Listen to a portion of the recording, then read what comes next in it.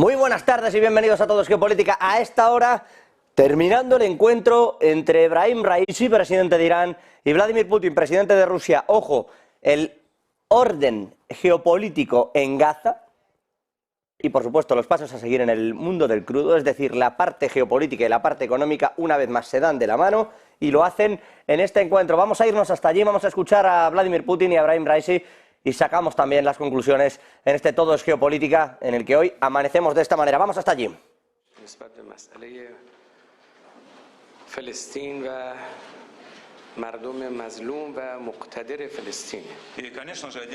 And of course, one of the matters that I would like to discuss with you, President Putin, is the matter of Palestine and the issue, the matter of oppressed but still standing strong people of Palestine. And in accordance to the statistics, every 10 minutes, one child is dying in there. And we need to stop the shelling, stop the bombing as soon as possible.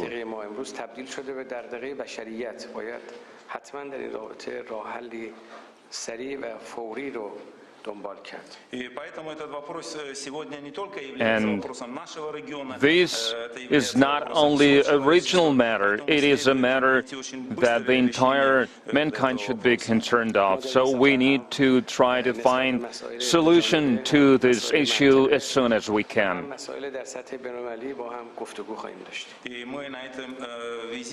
And during this visit, God willing, we are going to discuss bilateral, regional, and the international agenda.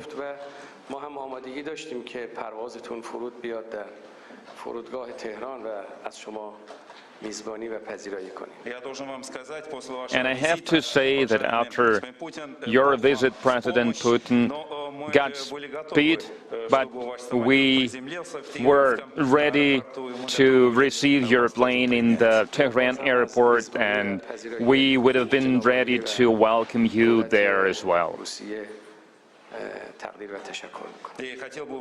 And I would like to express to you and to the government of the Russian Federation gratitude for the warm welcome and for your hospitality. Mr. President, I will surely use your invitation, act on your invitation, and I have to say that we...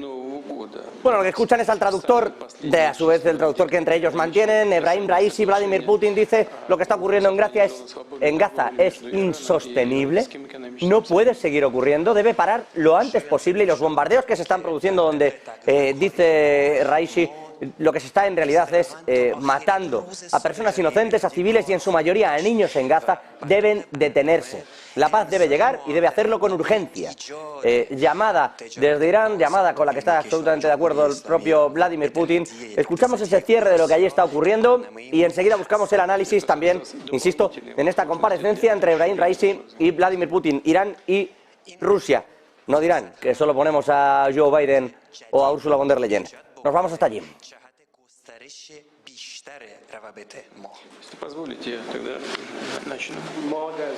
If I may, I would like to start then.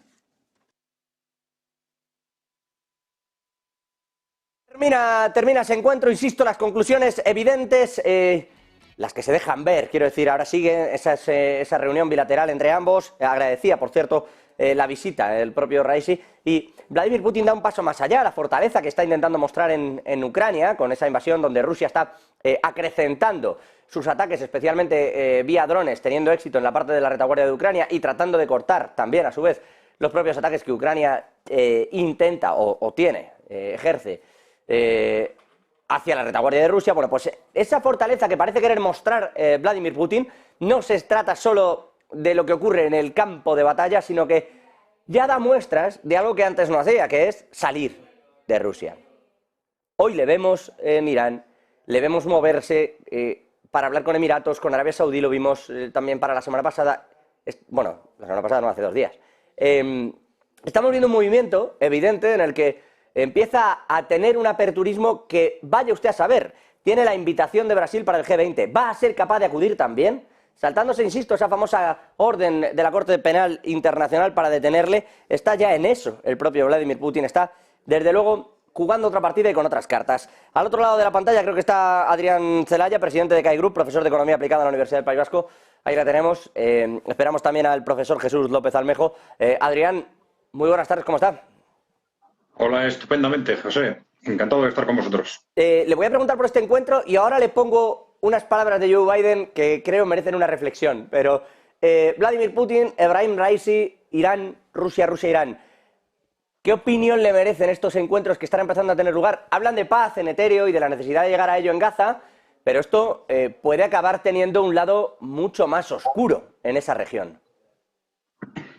Sí, bueno, en esta reunión hay otros aspectos, además de ese, ¿no? Porque estamos en un momento clave dentro de las relaciones entre Irán y Rusia y entre Irán y el conjunto del mundo emergente como consecuencia de la prevista inmediata incorporación de Irán a los BRICS, ¿no? Entonces, evidentemente hay muchos temas que tratar, de tipo de colaboración económica, de la propia configuración y orientación de los BRICS, del papel de los dos países con respecto al mercado del petróleo a largo y a corto plazo. Pero evidentemente también el conflicto de Gaza es algo que, como se ha visto en las declaraciones de ambos, que algo que tiene pendiente a todo el mundo y que a lo que lógicamente ambos deben responder, ¿no? Bueno, evidentemente siempre hemos dicho que estamos hablando de un conflicto local que puede convertirse en un conflicto regional o en un conflicto geopolítico mundial. Y el que se convierta en un conflicto geopolítico mundial tiene dos partes. Por un lado, Estados Unidos y por el otro lado, pues Rusia y China, si se quiere, ¿no? Entonces, la posición de Rusia como la posición de Estados Unidos en el otro ámbito, pues es fundamental para que esto evolucione en una u otra dirección. Por eso lo esperable, no solo ahora, sino probablemente desde el inicio del conflicto, es que, digamos, las fuerzas que están peleando en el ámbito local tengan en cuenta la opinión de sus hipotéticos aliados en el ámbito regional, y hay que suponer que los movimientos se están haciendo de forma coordinada pensando en los dos ámbitos, y que los que se mueven en el ámbito regional lo hagan teniendo en cuenta sus aliados y sus soportes en el ámbito global. Es decir, exactamente igual que hay un continuo flujo de intereses, una coordinación de una u otra forma entre lo que hace Israel y lo que hace Estados Unidos, o la opinión de Estados Unidos con respecto a lo que hace Israel, pues algo parecido tiene necesariamente que estar pasando entre los movimientos de los países musulmanes en general, pero es muy específicamente, lógicamente, de Irán y de Arabia Saudita, y las opiniones y las estrategias que estén manteniendo Rusia y China al respecto, ¿no? Entonces es evidente que están todos ellos midiendo mucho los pasos, que están intentando mantenerlo en un ámbito, vamos a llamarle local ampliado, es decir, local en el sentido de que la guerra o el conflicto se está desatando en la propia Gaza, pero también en Cisjordania y también en la frontera con Líbano, pero siempre dentro de, vamos a decir, ámbitos locales, ¿eh? 2, 3 ámbitos locales, podríamos añadir las intervenciones de Yemen, ¿no? Pero que están intentando las distintas fuerzas evitar que esto se convierta en un conflicto regional. Pero, claro, al final va a pasar, todo va a depender de lo que pase en el ámbito local, en concreto en Gaza. Ninguna de las dos partes seguramente va a evitar o se va a contener en dejar que esto se traslade al ámbito regional si se enfrenta ante una derrota definitiva en Gaza. Es decir, si en un momento determinado los militantes de Hamas son arrollados en Gaza, es muy fácil que esto ya se dispare hasta un conflicto regional, o en sentido contrario, si al final las fuerzas israelíes no consiguen dominar aquello, se ven obligadas a retroceder, entonces estaríamos también en un momento crítico. Adrián, creo que podemos incorporar ya también al profesor, a Jesús López Almejo, que está al otro lado, profesor de Relaciones Internacionales en la Universidad Autónoma de la Baja California. Don Jesús, buenísimas tardes. Hola, ¿qué tal? Gracias por la invitación. Siempre un gusto, ya lo sabe. Le iba a preguntar, iba a cambiarles el tercio, a ponerles a Joe Biden, que me muero, me está quemando en las manos ponerles el corte, pero le quiero preguntar también. Este encuentro, hablaba Adrián con bastante buen tino, dice, cuidado que no es solo lo que ocurre en la región, que sí, es muy relevante, pero está la OPEP, está el petróleo y están los BRICS. Muchas cosas y un avance importante en el que Rusia está levantando, creo que el propio Adrián lo decía hace unos días, se está levantando un muro y Rusia está intentando buscar todos los socios posibles al otro lado de ese muro. Y aquí está empezando a encontrar a los países árabes. ¿Cómo enmarcas este encuentro entre Ebrahim Raisi y Vladimir Putin, Jesús? Básicamente estamos viendo estrategias por controlar los precios del petróleo, controlar los precios del gas y efectivamente el asegurarse también que ante el bloqueo de Occidente y también ante el desgaste de Occidente viene el contragolpe de Rusia. Es decir, en la medida que vio cómo se estiran las cosas, pues básicamente el contragolpe consiste en, primero, haber logrado que en Occidente, particularmente en la OTAN, empezaran con contradicciones en cuanto a si iban a ayudar o no a Ucrania, y en segundo lugar, el consolidar también a los sustitutos que van a venderle y a comprarle y con los que hay que cooperar en estos nuevos destinos de los hidrocarburos a donde Rusia va a vender, pero también en donde se va a coordinar para surtirle, por ejemplo, a China. Y me parece importante porque recientemente Rusia acaba de tener esta reunión al más alto nivel, Vladimir Putin, tanto en Emiratos Árabes Unidos como en Arabia Saudita, en donde, bueno, pues estamos viendo que con el tema de Arabia, con el tema de ambos, en realidad, se van a incorporar más bien a los BRICS a partir del 1 de enero de 2024, y con ambos, que son potencias petroleras, hay dos fenómenos muy importantes, ¿no?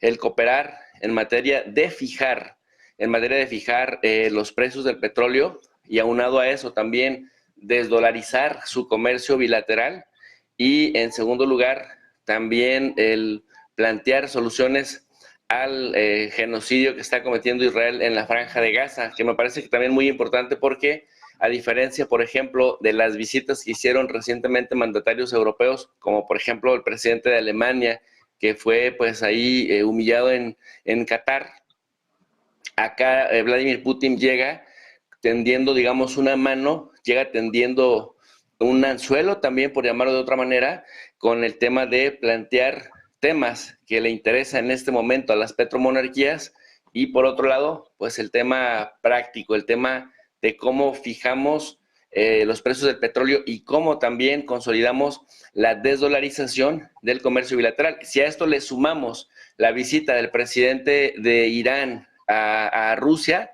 bueno, pues se consolida este bloque anti-Occidente, que en otro momento, y no momentos lejanos, que en otro momento, quizás el año anterior, hubiera sido impensable.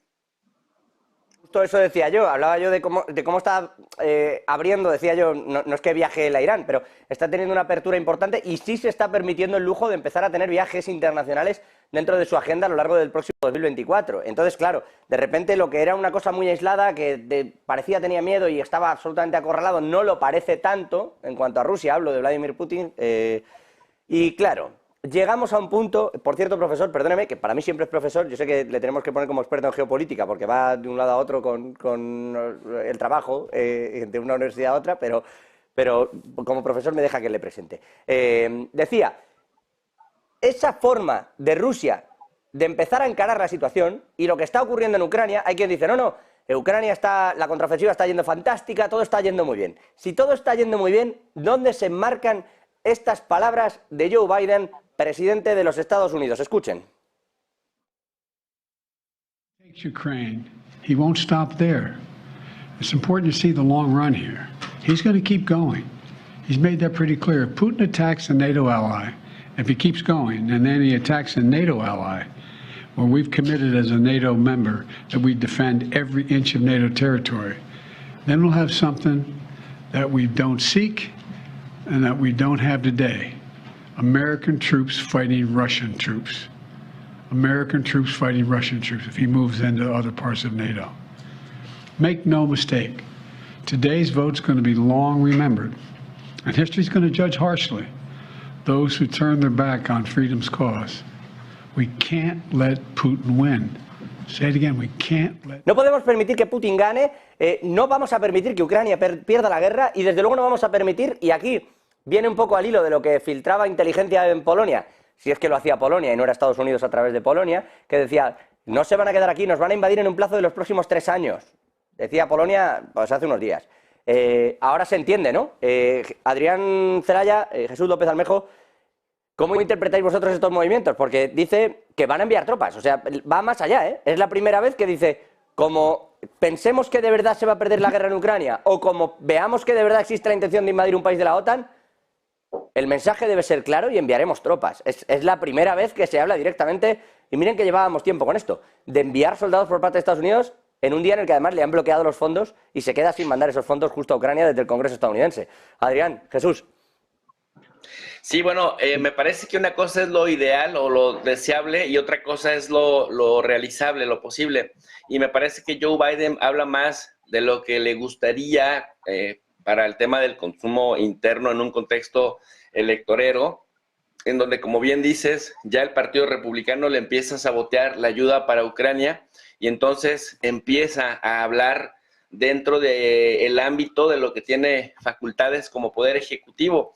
Pero no olvidemos que a pesar de la arrogancia con la que Joe Biden y los demócratas se han conducido a partir de la idea del excepcionalismo de los Estados Unidos, en este momento está teniendo mayores problemas con el manejo de su deuda, es decir, el interés o los intereses de su deuda ya superan 900,000 millones de dólares casi, el gasto anual, el gasto militar anual, de acuerdo a lo que dice el centro, o lo que publica el Centro de Estudios para la Paz de Estocolmo, el CIPRI. Estamos hablando de unos arriba de 800,000 millones de dólares, que históricamente ha sido en lo que más Estados Unidos gasta al momento de llegar al año fiscal.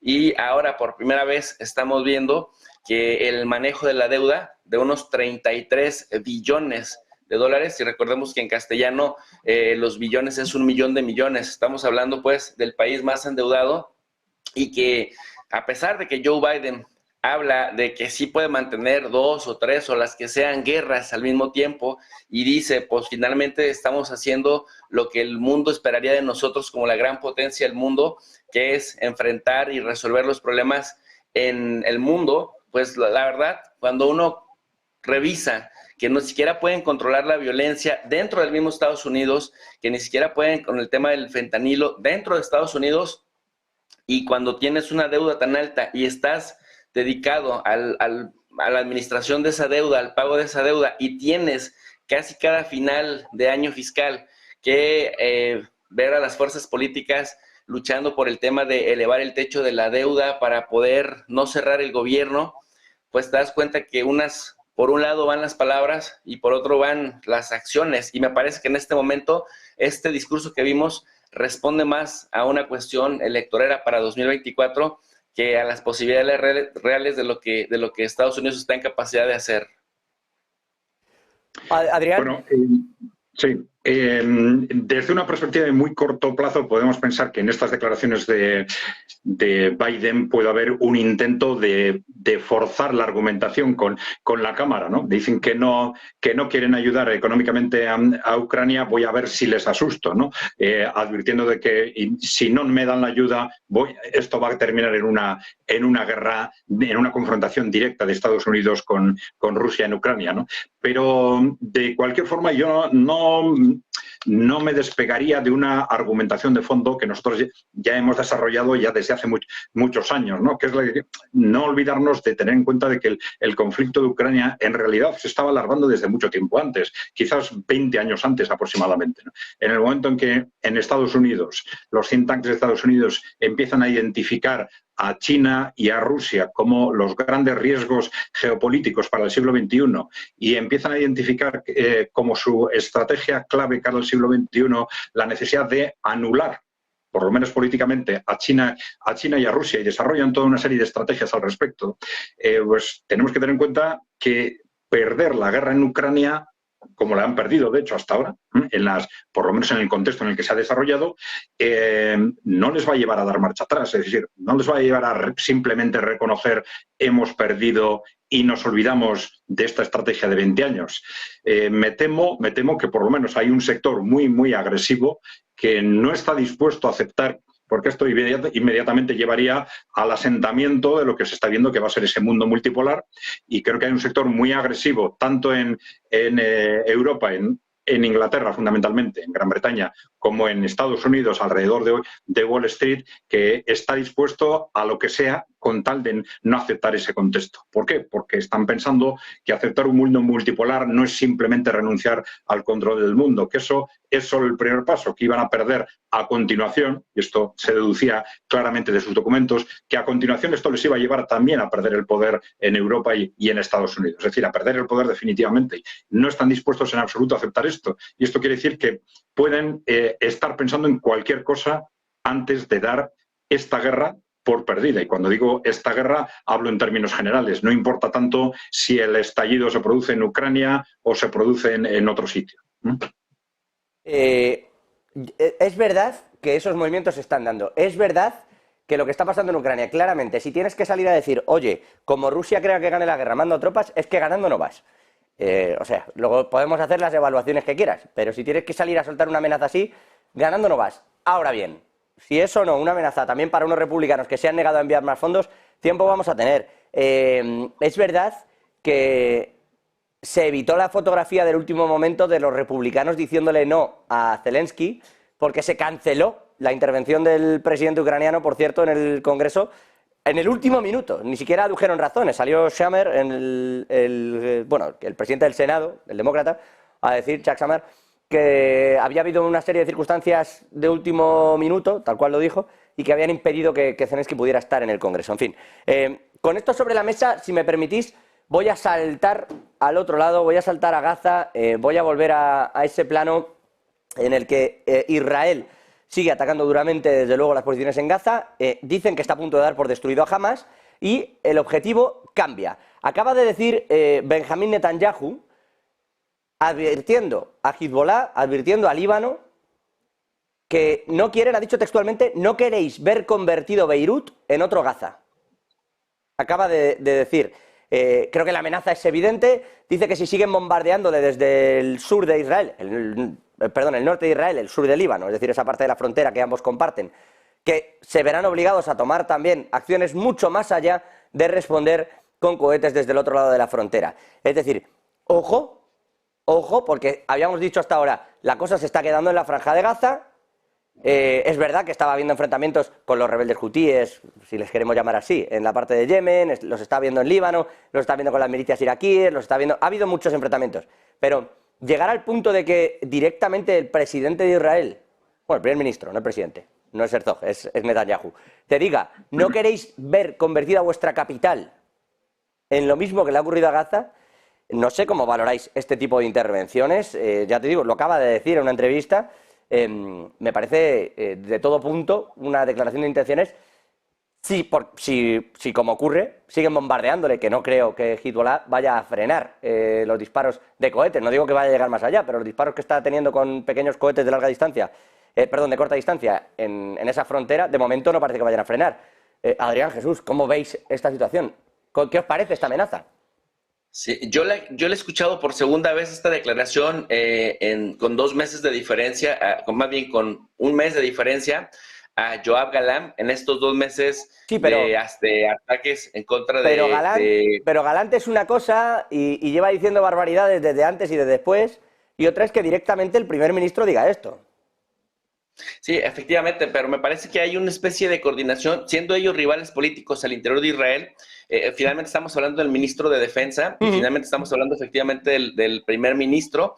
Y recuerda que en términos de lo que dice el artículo 6 del Estatuto de Roma sobre la definición del genocidio, es que no solamente se producen los ataques, sino que haya una manifiesta declaración o una manifestación abierta de la intencionalidad de cometer estos ataques, y ya desglosa una cantidad de situaciones como la limpieza étnica, como los ataques indiscriminados con la intención de eliminar un grupo o causarle severos daños, como lo que en este momento estamos viendo que hace Israel en la Franja de Gaza. Y me parece que es muy importante tomar este matiz, porque, a ver, en un momento les dice, váyanse del norte de Gaza porque vamos a bombardear el norte, pero cuando se están yendo, bombardea también a los que se están yendo.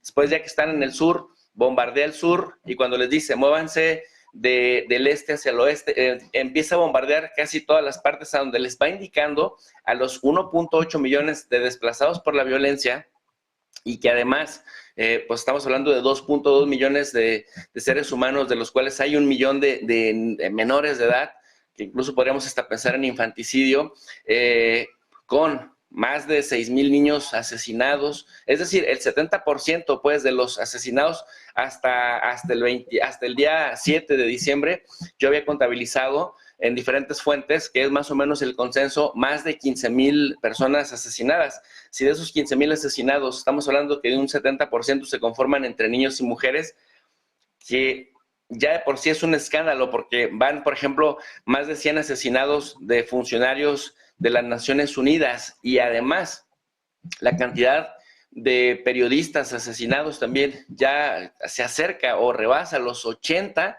que planteen que este mismo escenario lo pueden repetir impunemente en el Líbano. Te habla también de pues la importancia de que el Occidente de manera abierta se ha comportado con un doble estándar, ¿no?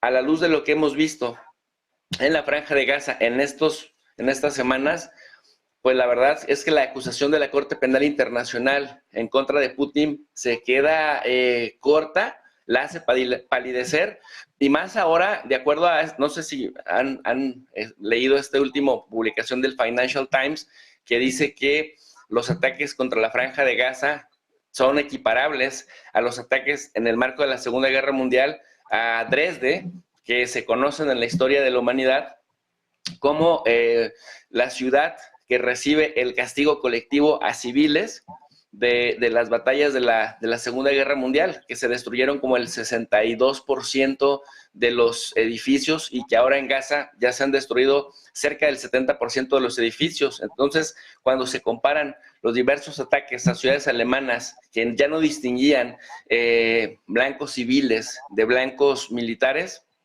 dice Gaza ahora es comparable con las principales ciudades que más ataques recibieron durante la Segunda Guerra Mundial, pero particularmente supera a Dresde, que ha pasado pues a la historia como una ciudad que recibe tantos ataques a civiles en tiempo récord. Si a esto le sumamos que plantean repetir el escenario, y que por cierto lo están anunciando, y además recibe bastante respaldo de la élite política de Israel, bueno, pues esto se debe a que Occidente, pues para algunas cosas sí sanciona, sí hace cercos diplomáticos, pero para otras dicen, bueno, pues hazlo, tienes derecho a defenderte. Finalmente las milicias islámicas o islamistas te están provocando, y nada más, pues no te desproporciones en los ataques y no le falles al derecho internacional. Pero hemos visto que le ha fallado al derecho internacional público, al derecho internacional de los derechos humanos, al derecho internacional humanitario. Si hacemos una lista de todas las posibles violaciones que se puedan cometer, se han cometido. Claro, es que han pasado muchas cosas, claro, sí, como dice Jesús, ahí han pasado muchas cosas. Y no hay que olvidarlo, de una parte y de otra. El problema es que hay una tercera parte aquí metida, que no es lo mismo. Estamos juzgando duramente a la ciudadanía como si fueran Hamás. Yo creo que es lo que hace diferenciar esas dos partes. Cuando se habla de Hamás e Israel, hay que tener cuidado, porque no todo palestino pertenece a Hamás. No es lo mismo que decir las Fuerzas Armadas de un país. No estamos hablando de eso. Entonces, esa separación es la que hace la ONU, contra la que, por cierto, bueno, Adrián, por comentar, te traslado a ti la palabra, pero aprovecho. Ha dicho también Netanyahu, aparte de esta barbaridad de Beirut, no queréis que Beirut sea Gaza, ha dicho también esta mañana que es que el señor Guterres está fomentando el terrorismo.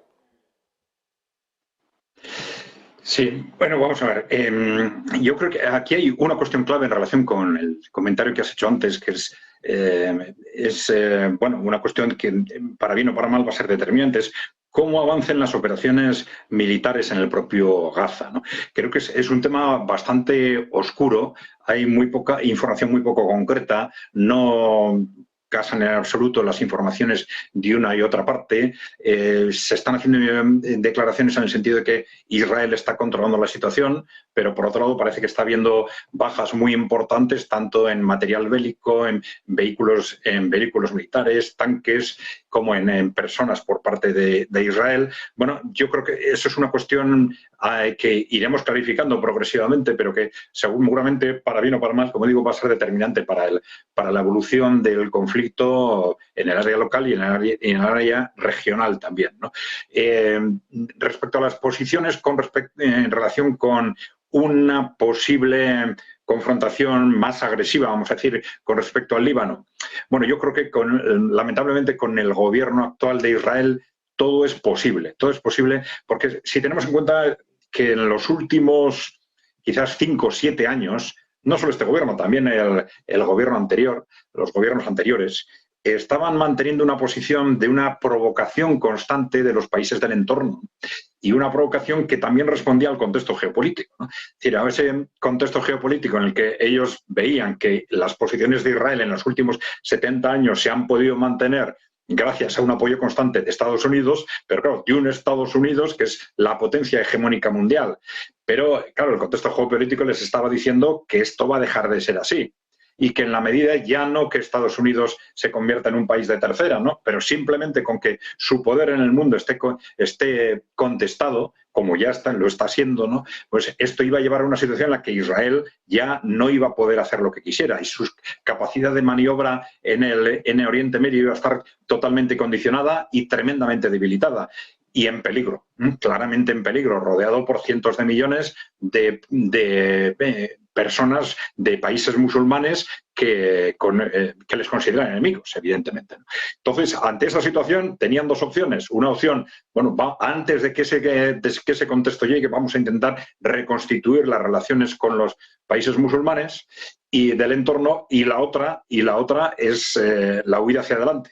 Y esa constante provocación, a veces contra los palestinos, a veces atacando países independientes como Siria, muchas veces sin necesidad, estaban constantemente intentando provocar un conflicto internacional que de alguna forma rompiera la baraja. Por lo tanto, no hay que olvidar que este tema está constantemente, porque ya lo han dicho más de una vez, ¿no? Está constantemente en la mente de los gobiernos de Israel.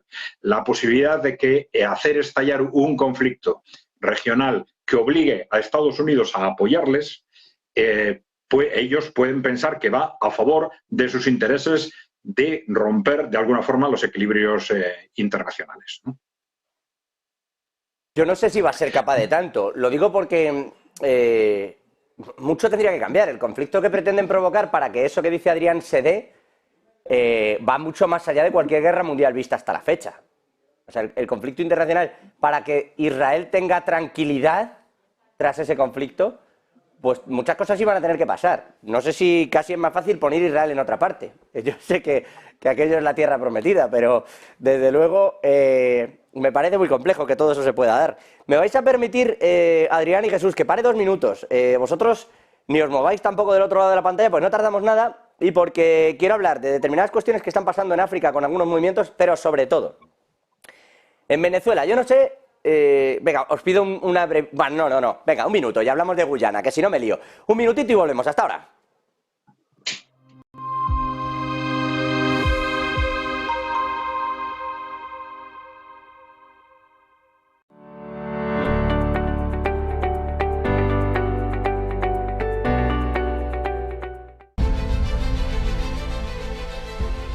No puede volver atrás y cambiar el principio, pero puede comenzar donde está y cambiar el final.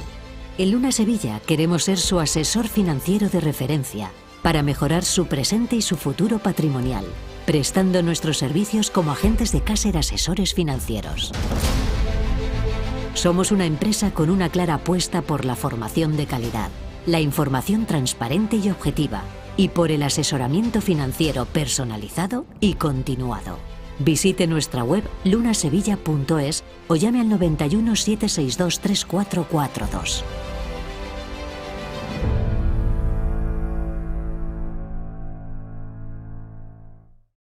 ¿Se puede poner a prueba vuestra tecnología de trading? Sí. ¿Y vuestra ejecución funciona al milisegundo? Sí. ¿Y vuestros spreads están entre los más bajos del mercado, no? Si quiere, puede probar nuestra primera demo. Es difícil encontrar un broker que cumpla con todas sus expectativas. O quizá no tanto. Active Trades, broker online desde 2001.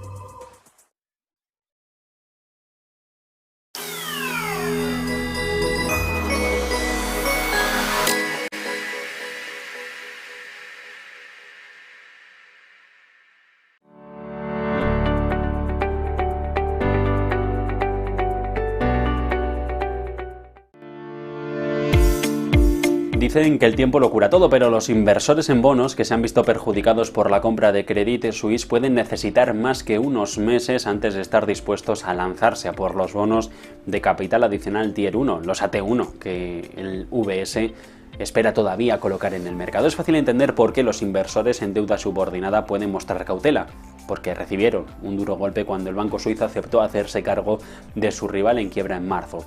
Títulos con un valor nominal de 17.000 millones de dólares que desaparecieron de un día para otro. Y lo que es peor, fueron borrados a pesar de que los accionistas consiguieron retener algo de valor, en un extraordinario vuelco de la jerarquía tradicional del capital. Los bonos AT1, los convertibles contingentes, los COCOs, se crearon a raíz de la crisis financiera de 2008.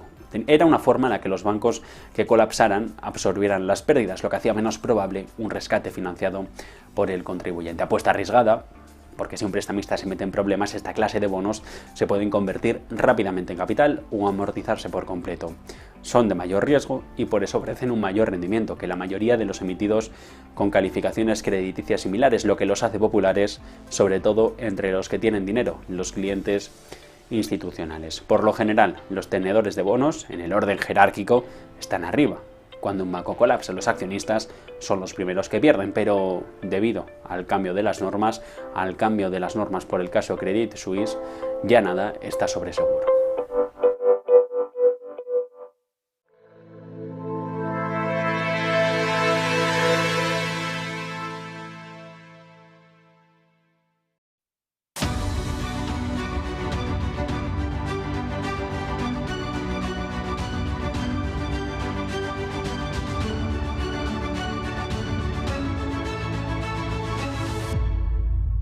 Ya estamos de vuelta aquí en Todos Geopolítica con Adrián Celaya y con Jesús López Almejo al otro lado de la pantalla, y a ellos les traslado la pregunta que casi me sangra la lengua cuando iba a darle paso a publicidad, pero se vienen problemas, me van a perdonar, se vienen problemas en Guyana, un territorio que vive tranquilo, o vivía tranquilo, porque Estados Unidos, ojo, que ya están diciendo que van a enviar barcos, allí sí, ya no es lo de Ucrania, Estados Unidos ha dicho que va a defender la zona. ¿Por qué? Guyana tiene una región riquísima en petróleo, de las más ricas del mundo, que se llama Esequibo. Y allí, quien saca la pasta, quien saca el petróleo, se llama ExxonMobil, que es Estados Unidos. Así que eso ya no es una cosita de se van a pegar en Europa y no nos importa. Eso es una cosita de, ojo, que de ahí sacamos mucho, mucho dinero. Hay que recordar que hoy, por ejemplo, Estados Unidos ya, al ver los inventarios y las compras del último mes, Estados Unidos ya es el mayor proveedor de gas y de petróleo de la mayor parte de países europeos. Por ejemplo, en España todavía nos conteníamos y ya es el mayor proveedor de gas de España, ya es Estados Unidos, que es lo que ha conseguido cuando sale volando el Nord Stream y le dices a todos que te lo tienen que comprar a ti. Entonces consigues esto. Con esto en juego hay que proteger Esequibo, hay que proteger un lugar de donde sacas petróleo, sobre todo porque tus reservas las estás llenando con este tipo de cuestiones, y por las que pagas a Guyana. Guyana es un territorio que históricamente se podía defender, que pertenecía a Venezuela. No voy a entrar en conflicto, se podía defender, no digo que lo sea, pero se podía defender, y que desde la descolonización británica, allá por el 66, se quedó como independiente. Ha hecho un referéndum Venezuela en el que ha dicho me lo quiero quedar, y ya está, y ha salido que sí, claro, sí, era evidente, hazlo en Guyana y lo vemos, pero era evidente que a ti te dicen quieres que tu país se enriquezca, que tener más dinero, tener este nuevo fondo de petróleo, etcétera, etcétera, sí, ya está, tampoco había que darle muchas vueltas a esta película. Ahora, Estados Unidos va a defender eso con barcos. Hay quien dice que Nicolás Maduro lo que está intentando con esto desde Venezuela es desviar un poquito la atención por una tensión internacional que empezaba a ser bastante densa sobre la propia Venezuela. Con todo este escenario, Brasil de por medio, por cierto, que también tiene reclamaciones históricas en Guyana, ¿qué va a pasar ahí? ¿Con unos portaaviones de Estados Unidos se va a frenar o Adrián, Jesús, vosotros veis que pueda llegar, como se dice comúnmente, la sangre al río. Hay una muy importante postura política, ideológica que une a los venezolanos en torno a este punto. Incluso la oposición en Venezuela, que ha sido muy anti-Maduro, está dividida. Es decir, la mitad de la oposición está a favor de sabotear los esfuerzos de Maduro por la anexión de Esequibo, la anexión completa.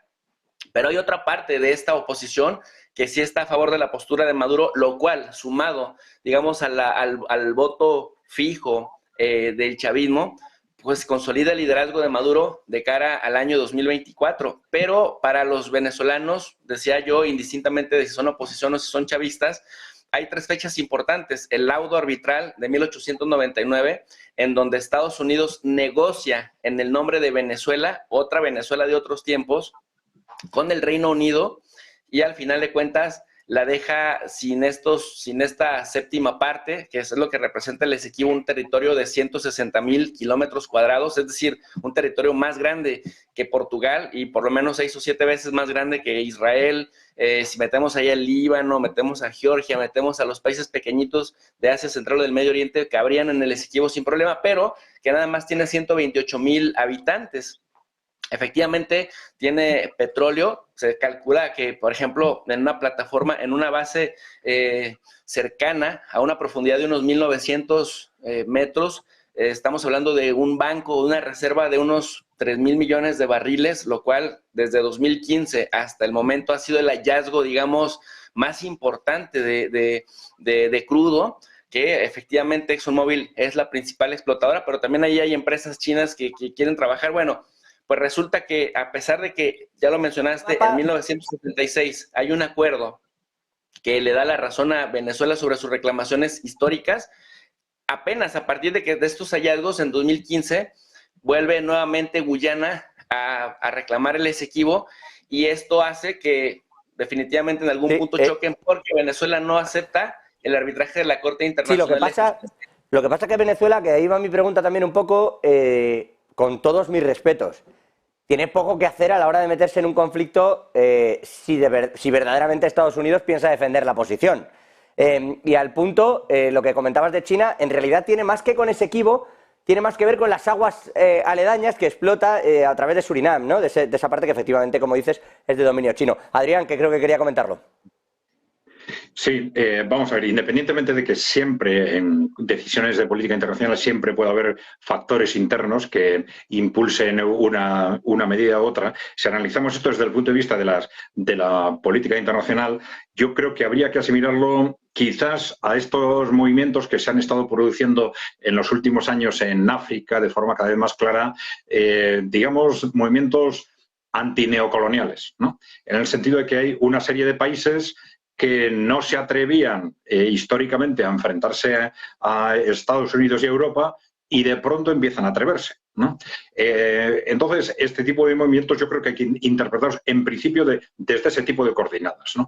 Porque, claro, si estos movimientos de Venezuela son una mera amenaza, no, desde luego sería un desastre interno si el gobierno venezolano tiene que rectificar de forma radical a muy corto plazo. Pero si lo han hecho es probablemente porque están pensando que igual este es el momento de que todos los países que de alguna forma han estado sometidos a las potencias occidentales empiecen a alzar la voz, ¿no? No sabemos con qué tipo de urgencia, qué tipo de movimientos va a hacer, pero tampoco sería descartable que, como ha estado sucediendo en África, y luego lo veíamos que estos movimientos que esto se iba verificando en el tiempo, que Venezuela haya hecho sus consultas y tenga pensados sus posibles aliados en caso de que haya movimientos por parte de Estados Unidos. Y no es descartable que en este gran tablero que tenemos a nivel internacional no sea casualidad que se estén abierto tantos frentes en tantos sitios a la vez, ¿no? Yo creo que seguramente Venezuela, bueno, seguramente no, Venezuela tiene relaciones muy directas con Rusia o con China, no va a abrir un conflicto internacional de forma directa, ya desde una perspectiva vamos a ver bélica, sin contar con Rusia o China. Si lo hacen, probablemente sería porque desde el punto de vista de la dinámica de bloques, en ese tablero de ajedrez, a una o a la otra de las partes les interesa abrirlo. También ha habido, y yo creo que en ese aspecto, a la hora de hacer interpretaciones sobre lo que está sucediendo, va a pasar algo similar a lo que ha sucedido con el conflicto de Gaza, interpretaciones de posibles extrañas confluencias, ¿no? En el sentido de que, bueno, pues a lo mejor Estados Unidos ha conseguido que dentro de Venezuela se muevan no sé qué sectores para tener un pretexto para intervenir. Bueno, interpretaciones de ese tipo siempre puede haber y por ahora yo creo que tienen que ser meras especulaciones. Pero yo, desde luego, no intentaría analizar lo que está pasando ahí y lo que puede pasar en los próximos meses separándolo de ese contexto internacional. Adrián, perdona, le voy a volver a trasladar a Jesús que le cortaba antes y me interesa que termine la respuesta, pero al hilo de lo que comentas, estás insinuando, lo digo porque Biden y Maduro no parecen muy amigos, y es Joe Biden el que se está lanzando a por el Esequibo. Yo no sé si hasta ese punto la presión de repente, ¿no? Adrián. Me pregunto también. Sí, por lo que decías, al final, que decías, no sé si puede haber intereses estadounidenses para poder hacerse directamente. No es mi opinión, ¿eh? Digamos, son opiniones que han empezado a surgir en Internet o en círculos confidenciales de si puede haber alguna intención oculta, pero bueno, similar a los conceptos que se han trasladado alrededor de Gaza. En principio, yo no me agarraría ni mucho menos a esta imputación. Sí, pero la parte de Gaza tiene un yo que sé qué de comprensión, que es ponerse conspiranoico, como bien dices, pero tiene un yo que sé qué. Pero ya acercar a Maduro directamente a Biden para que terminen haciéndose con el petróleo de la zona, me parece pasarse la conspiración por el otro lado. Jesús, yo no sé si al respecto que te dejaba yo, me decías lo de China y te cortaba, y discúlpame, con el tema de Surinam. ¿Cómo ves ese movimiento? ¿Tú sí crees que China pueda acabar entrando aquí? Mira, lo que pasa es que los bancos de las reservas petroleras no se delimitan con las fronteras que los humanos han trazado. Finalmente, esas rebasan y es apenas el proceso de exploración lo que determina más o menos con ciertas imprecisiones la ubicación de estas reservas. Pero yo quisiera sumarme, José, aparte de lo que decía Adrián, yo creo que están en camino de colisión a una guerra y aunque efectivamente hay una asimetría de poder muy importante en capacidades materiales entre Estados Unidos y Venezuela, mira, chequemos esto, Venezuela no reconoce la facultad de la Corte Internacional de Justicia porque dice que hay funcionarios asignados al proceso del Esequibo que son prácticamente anti-Maduro. Entonces dicen, ahí hay un conflicto de interés porque serían juez y parte.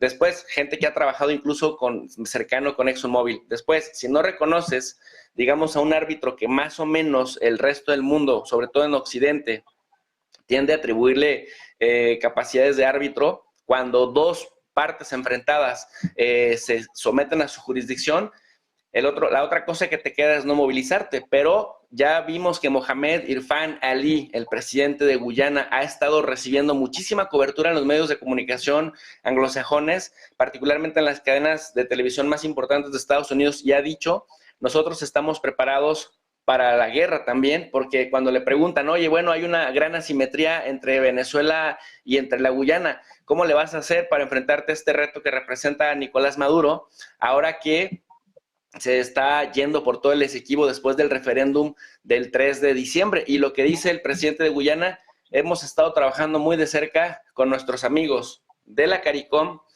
de la Commonwealth, es decir, los países, las excolonias británicas y el Reino Unido, por supuesto, dice, pero principalmente con los funcionarios del más alto nivel de los Estados Unidos. Queremos la paz, pero estamos dispuestos y preparados para ir a la guerra. Entonces, cuando tú hablas con venezolanos, los venezolanos ni siquiera te aceptan que menciones la palabra anexión. Dice, esto históricamente, por lo menos desde el acuerdo de 1966 de Ginebra, esto es Venezuela, los venezolanos podemos probar que históricamente esto es de Venezuela, así que nada de anexión, esto es territorio venezolano, pero si consideramos que estamos hablando de un territorio de 160,000 kilómetros cuadrados, en donde nada más hay 128,000 habitantes, que representarían 2/3 partes de la actual Guyana y una 7ª parte de Venezuela, sí es un gran, enorme y rico territorio que no tan fácilmente van a soltar los estadounidenses, los británicos, y que no le deja de hacer ojitos a China porque, como dije hace un momento,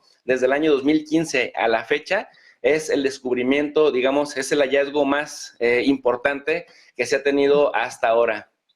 Así que sí van en camino de colisión. La pinta, lo que digo es que no sé si eso tiene un sentido estratégico militar sin el apoyo, me decíais, es que Rusia y China no parecen ir a meterse en ese jardín, y China tiene la parte de Surinam y no le veo yo metiéndose en una guerra con Estados Unidos, más que nada por el resto de focos que le pueden surgir, y os voy a preguntar en estos últimos minutos por uno de ellos, que es Taiwán.